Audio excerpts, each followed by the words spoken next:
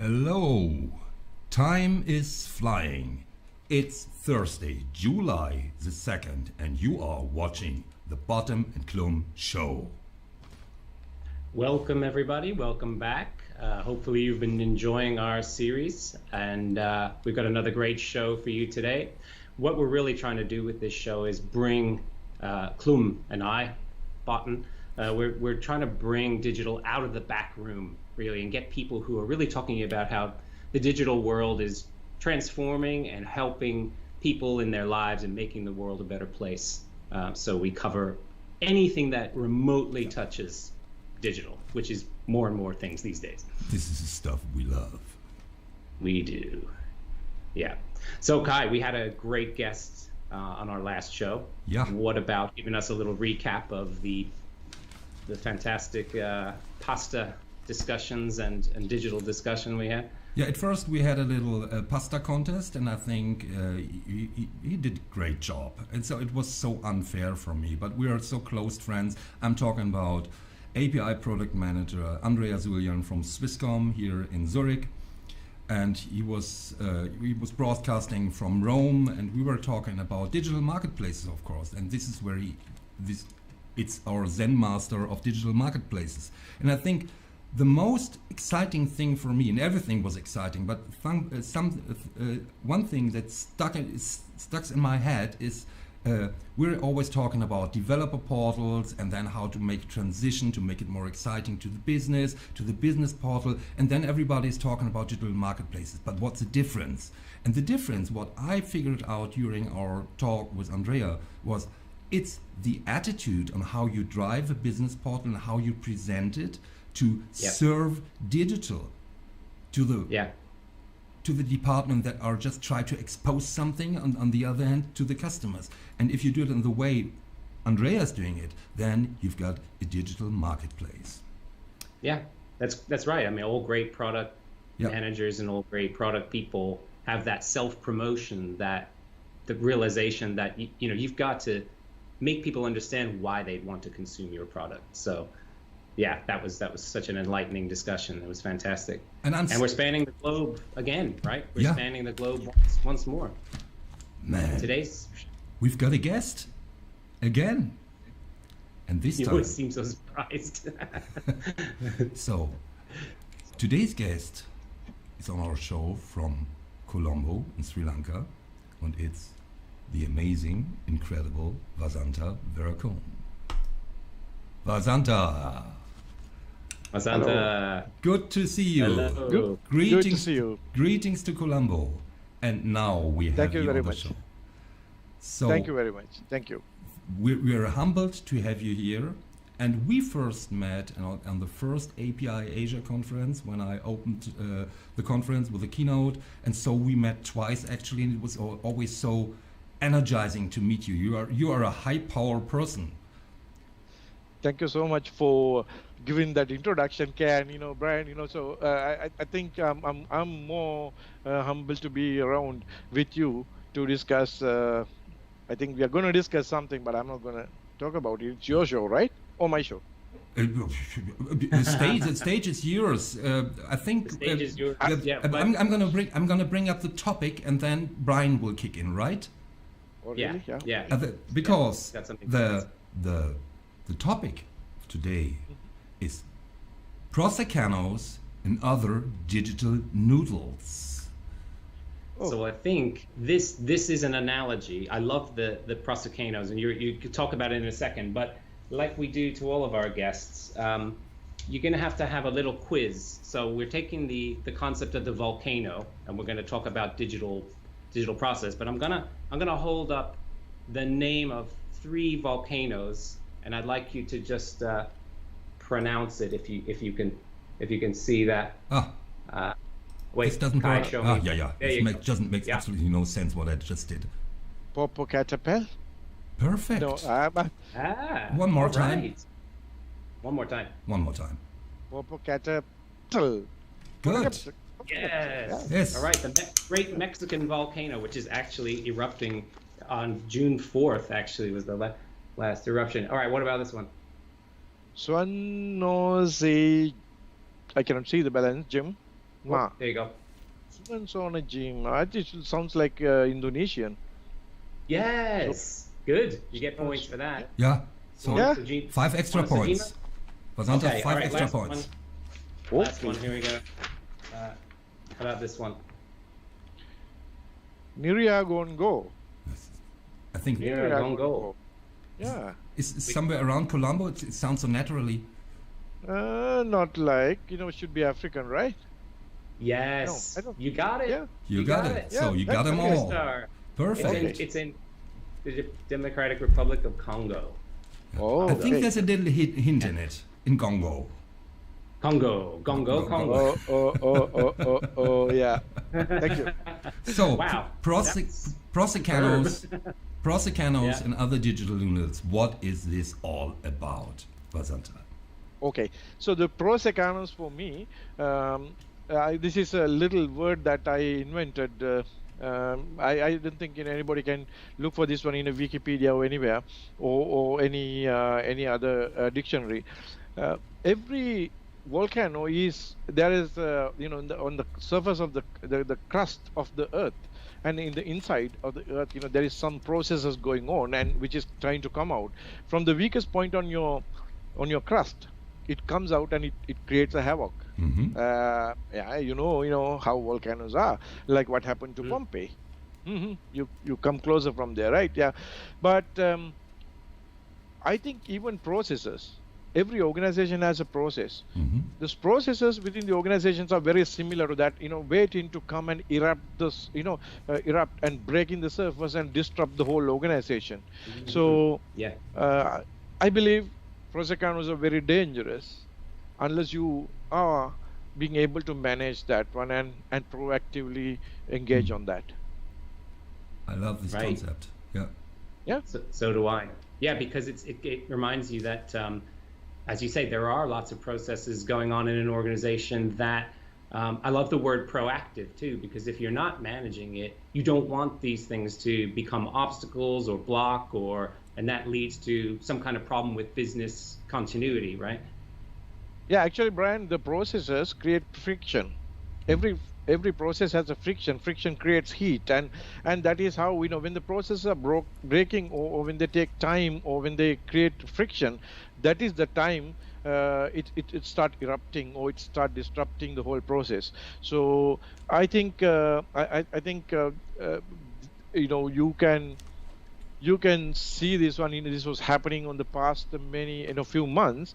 You might have seen our inability to understand this concept is the one many organizations were put on paralyzed mode to stay at home for people not being able to work. Yep. And so that was the whole very new world that we faced. Today we are talking with a new world, right? Mm-hmm. Yeah. Mm-hmm. Yeah. So the ProceCano. So you say the process generates heat, and it's about pressure, and it's about, at the end, a disruptive eruption or something like this. So you, with your vast experience as CTO and board member, and so how do you deal with it? What is your concept behind it? See, so if you apply this same concept to our life or any organization, there are two fundamental things that we are looking at as even human beings, in our families, in our small organization, large, doesn't matter. So the first thing is stakeholder satisfaction. Your stakeholders should be satisfied, and the second thing is you can make all of them satisfied, but you need a business continuity, or you need to be able to continue that satisfaction for a period of time. So that's that applies to organizations, governments, personal life. I think any living entity has to understand that these two concepts. So in order to do this, in order to make sure that these two things, first we need to understand who are those stakeholders are.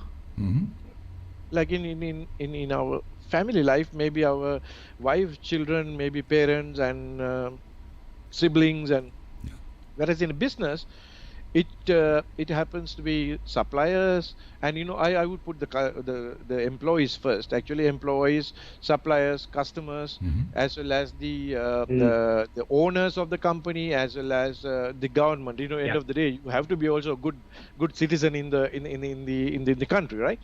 So how do you satisfy all of them? How do you satisfy? So this is something. And then, of course, in terms of the business continuity point of view, how do you unplug your employees from their seats? Probably you might be thinking sending them home without a job. No, I'm just saying unplug them from their seats and let them work from anywhere using any device and contribute. How do you do this? So unless you're being able to look at these things in detail, of course we can discuss later in more detail if you have time, we are going to create friction. The friction is going to create that eruption what we have been talking about. So I was thinking about this, Wasantha, you're talking about understanding, knowing who your stakeholders are. Do you think it's leadership's responsibility in an organization to also understand, well, it's anybody's responsibility, I shouldn't say that, it's everybody's responsibility, no matter with whom you're dealing in the organization, is to understand what matters most to them. I think that's an important thing, because you'll have some people who really want to get things out the door. It's all about speed to market for them. Some people are concerned about security and control and governance, making sure that we're taking care of people's information, for example. All those kinds of things come together, making sustainable growth. So how do you balance out all those different competing things that are important to different stakeholders? So can I, on the contrary, can I apply what you said back to the principle what I said? So if somebody wants to go home and sleep, that means his data should be secured. Okay, so his satisfaction is not about only a salary, but about being able to come tomorrow and he doesn't have a headache of not having data. And also, it's part of the business continuity. If there's no data, or if the system is failed, or if there is any attack or virus or something, the business get affected. So I think this, whatever we talk, fundamentally drives down into the two basic principles of these. One is the stakeholder satisfaction, the other one is the business continuity or the process continuity. I would say if it is not business, the continuity of whatever the thing we are talking about. If it is a family, the continuity of the family, right? So you might ask me, what are you going to do about it? I would say that digitize your organization. Not enough. Not enough. Sorry. Yeah. Digitalize your organization. Yeah. I don't think it's not enough. Digitally transform your organization. That is the point of time you will ever be able to reduce the friction in your organization to levels that are sustainable in today's society. I'm not talking about 1900 or where the industrial revolution was starting, or 1800 something, right? But I'm talking about today. I'm talking about today. If you wanna be successful, you should be an API driven company, or the next, there's no, whether you are making cookies or whether you are making cars or whether you are making airplanes to whatever you do, or oil company, should be API driven company. Some people might be asking, what is this API driven? Yeah, but I think we can talk about a little bit later, but I will put it in simply. I will say, digitize your boundary. If you don't digitize your boundary, you can't achieve any one of the things what I said. If it is like Greek to you, it is Greek. Yeah. So one question pops into my mind. We are helping organizations with a digital transformation on a strategic level, on a visionary level, on a hands-on level, with advice what to change to get not to only have a translation on the same level. It just looks a little bit different, but it's the same to have this transformative step to the next level, where the old problems are not relevant anymore. And there's always an ongoing fight between, if you're talking about business continuity here, the old business, the old organization, the core wants to stay in their business, and they are fearing digital business on top of them.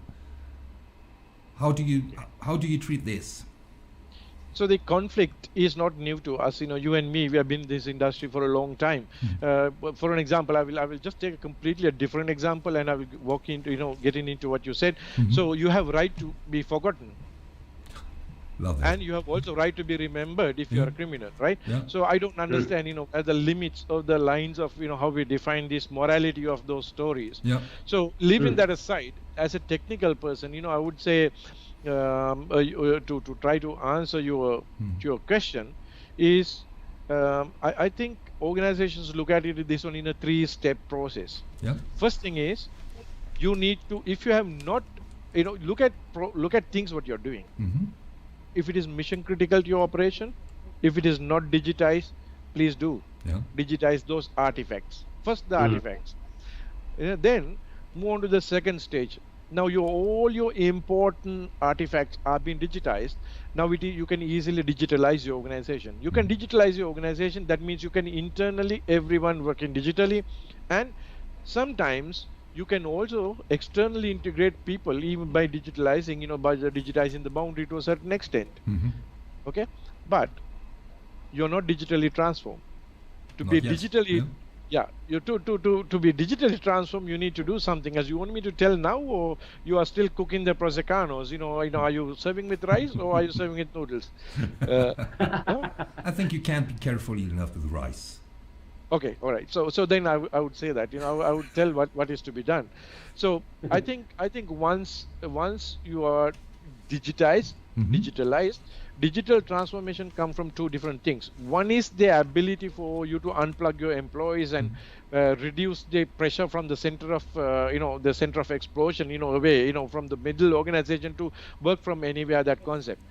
But then you need to connect also your customers and suppliers and everyone else using your digitizing your boundary using APIs. Okay, that's what you've been talking about, but that's not over. Absolutely. There are some other things that you need to be careful. One is specifically is about the legal framework or the operational framework, what is required for you to deploy these things. For an example, I will give you my personal experience in, we brought a small country within the COVID situation. In a small country, we digitized their parliament and we managed to run their parliament digitally. But big countries with big democracies, it is not easier. So the larger the organizations, I will also tell you, it is not easier for you to get your processes or the ducks in row. It's difficult for them to get your things, because there are a lot of methodologies or processes you follow before you have a process agreed, right? Now that's the friction what I'm talking about. These are the places where you see volcanoes or hurricanes, or you can name whatever you want, right? But this is just the simple word that I say that to show that this is going to make a huge impact on your organization unless you do something about it.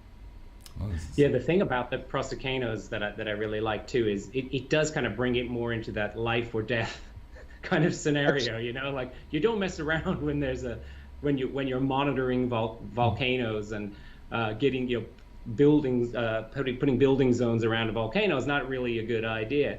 But it does make me think about how much of this can be mandated, because you talked about the parliament. I think, well, I lived in England for 26 years before I came back to the US last year. So I actually got a chance to work in the parliament in the technology area for the joint House of Commons and House of Lords IT.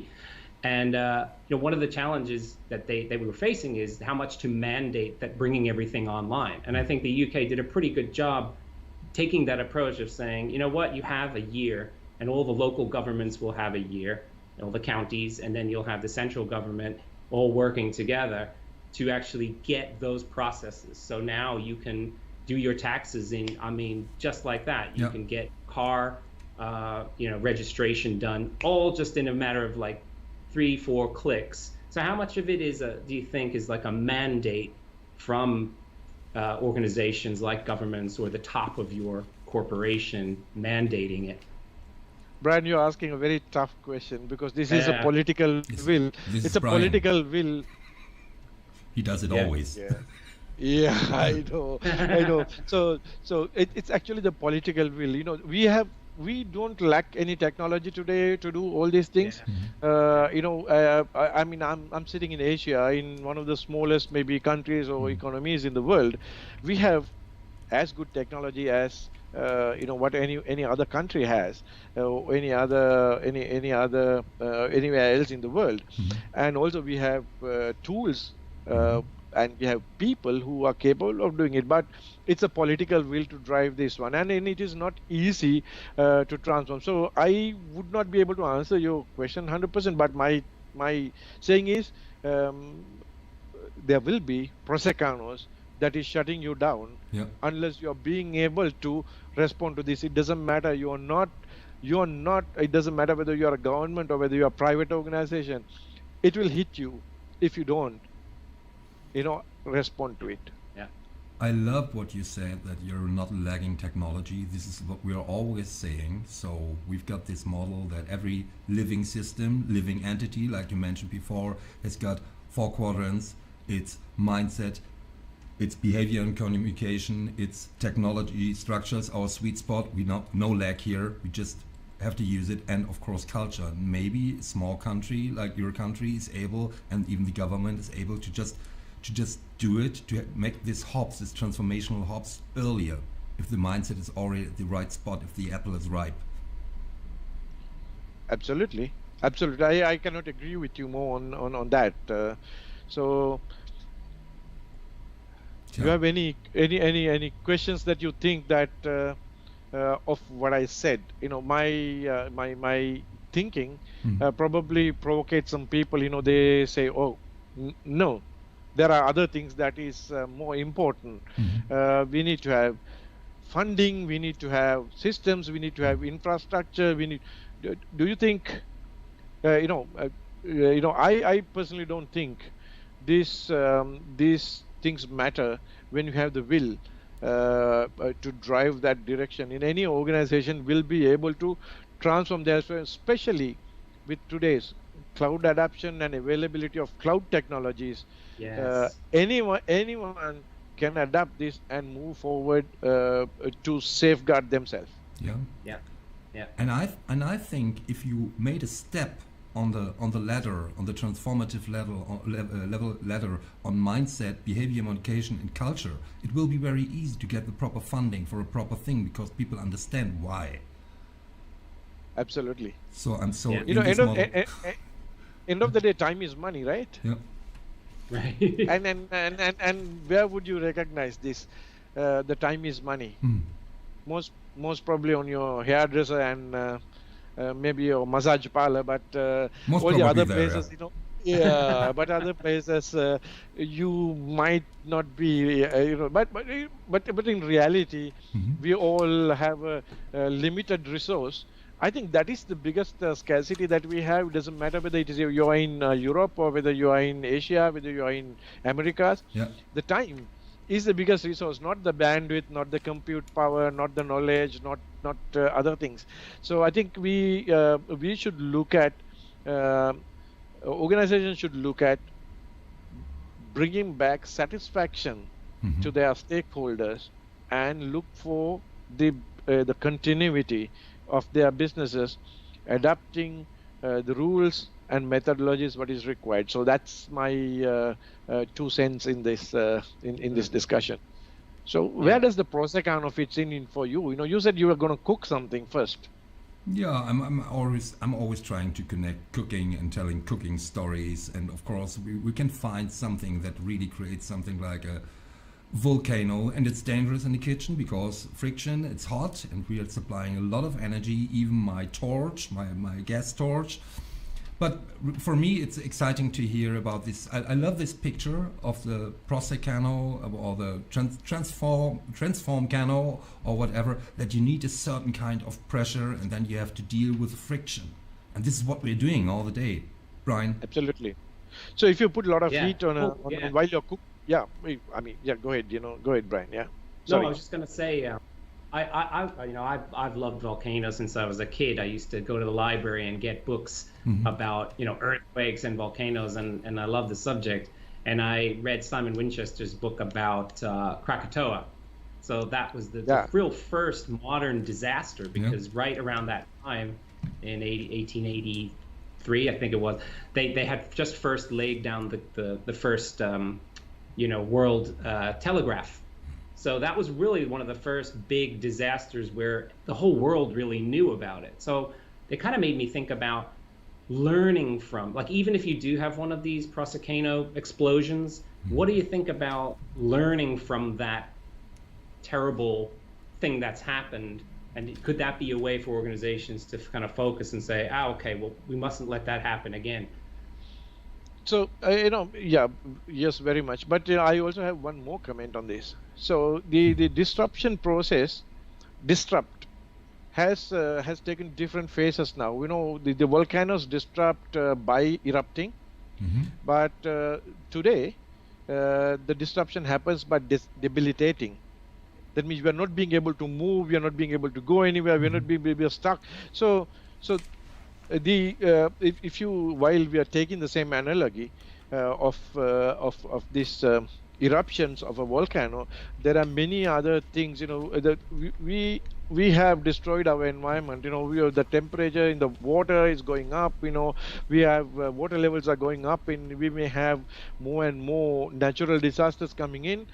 But still, we need to continue our businesses, and fire to water and everything.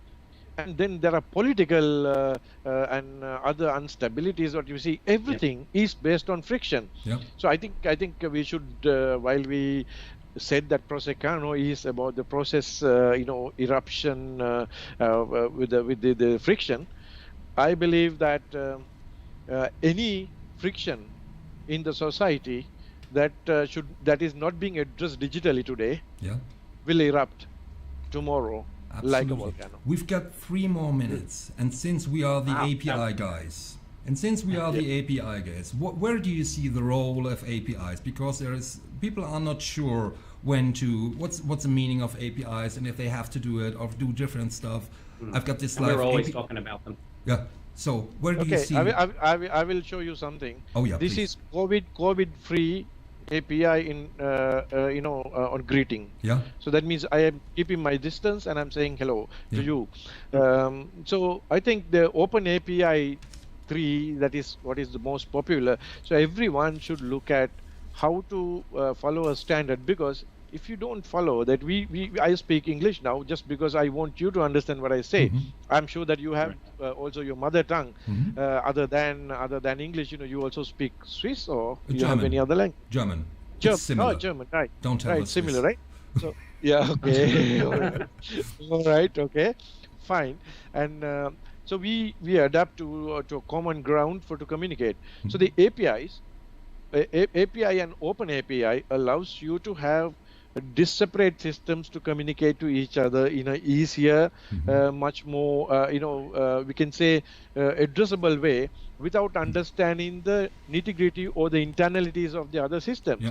So I think everyone should first look at an API company to be an API company. Second is that API should not be proprietary; they should be Open API. So like what we do, we develop solutions, our workflow and process automation tools, everything. We have a separate team building APIs, and we have separate team building the application.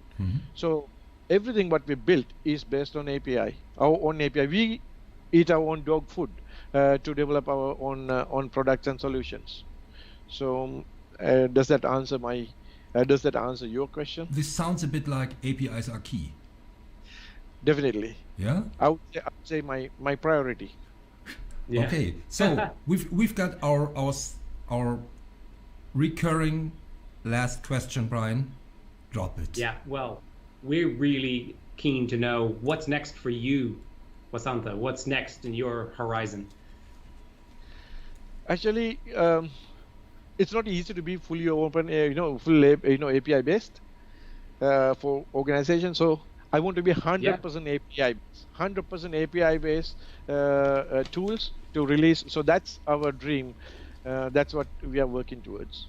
Sounds. So that means, that means you can have access to our core without having to talk to us. Yeah. So Vasantha, Fantastic. I've got one more question. So you are such a shining person. You're so full of energy. And some of your friends just wrote me something via text, are thinking that it's got something to do with Ravana. Ravana. Yeah. Is it right? Okay. Oh And yeah, what is Ravana is a historical figure that people believe that they're all 30,000 years old, who ruled the world, you know, from Sri Lanka. So Sri Lanka happened to be the center of earth at that time, according to the folk stories. I am not sure whether there's any scientific way of proving it, but recently we found, I don't know whether you know, the oldest advanced civilization they found in Sri Lanka after Africa, you know, which is like around 40,000 years old, bones of humans. So hopefully if you just search, you will find. What does that mean? That means all of them are dead. Yeah. Because they did not have business continuity, you know. If they were there, if it was there, then they should have been here today, and we should have known that they existed. Perfect. So either they should have not There you used go. the proper archiving solution, or they did not use the business continuity, So, unfortunately. Vasantha, Warning from history. you are a historian, so Brian, this just kicks in. I was going to say, yes, you could find many such warnings in history, and so that brings it full circle back to the point of digital transformation, and business continuity. I love it. And again, I think we could talk for hours here, but we're just have a hard cut after 33 minutes now. And thank you so much for being on the show. We both hope to have you again, repeatedly on the show. We can just talk and talk and talk, and it's just fantastic. It was. Thank you so much. So let's do a recording next time on a daytime, so I can be a little bit more brighter. It is the middle of the night over here. Yeah. Okay. We'll Thank you so flip it much. around. Okay. Bye bye, Vasantha. Bye bye. Bye bye.